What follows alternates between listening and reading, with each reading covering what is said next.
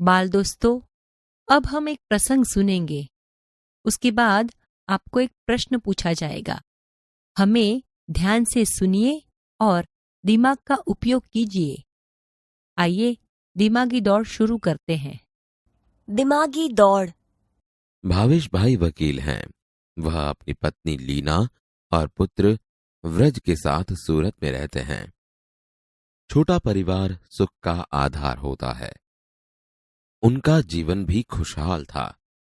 एक बार दीपावली की छुट्टियों में वे तीनों अंबाजी गए। 4 दिन बाद वापस आकर देखा तो चौंक गए। उन्होंने देखा कि घर के बाहर जो बगीचा है उसके पेड़ पौधों के कई फूल पत्ते झड़ गए हैं।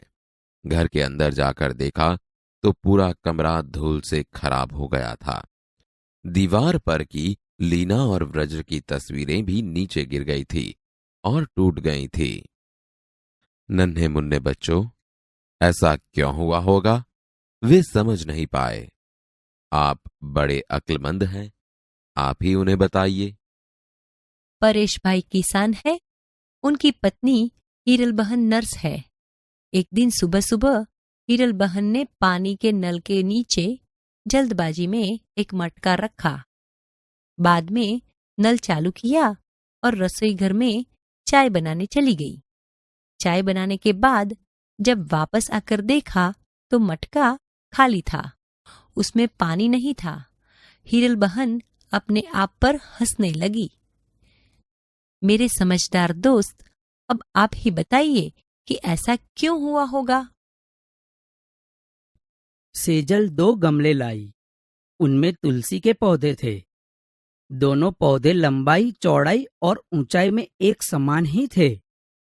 1 महीने के बाद दूसरे गमले का पौधा बड़ा हो गया, जबकि पहले गमले का पौधा अब भी इतना ही था जितना 1 महीना पहले। मेरे बोले बोले भेजाबाज दोस्त, ऐसा कैसे हुआ होगा? आप ही बताइए।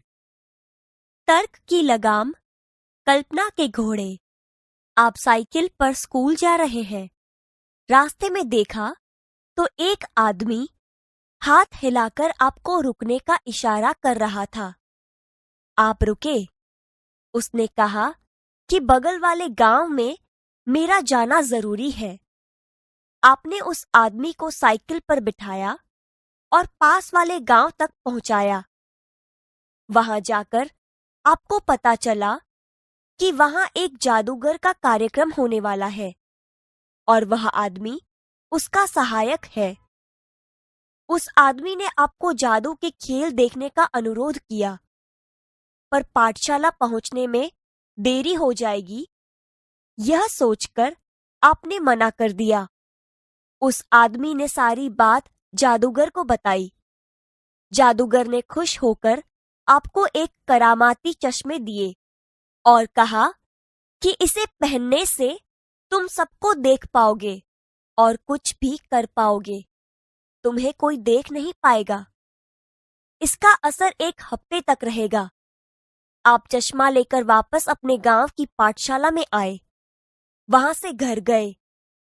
दूसरे रोज नहा धोकर आईने के सामने आपने चश्मे पहने।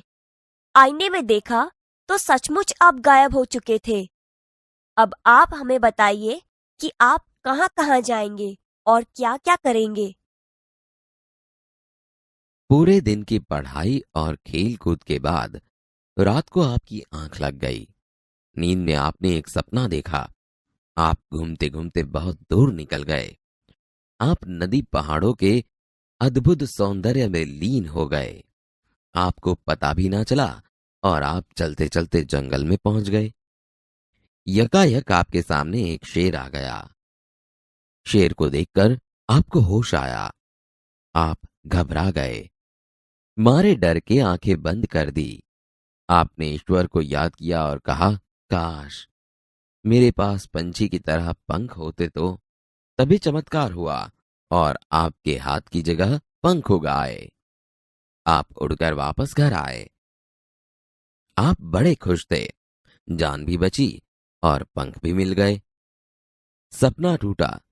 आपने नींद से आंखें खोली। आपने पाया कि आपको हकीकत में हाथों की जगह पंख मिल गए हैं।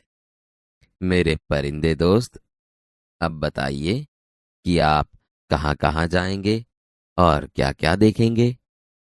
इस बार आपकी मजेदार और अनोखी कसौटी होने वाली है।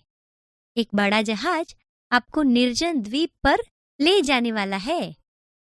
वहां केवल मिट्टी, कंकड़ पत्थर, पहाड़ और समुद्री पानी ही है।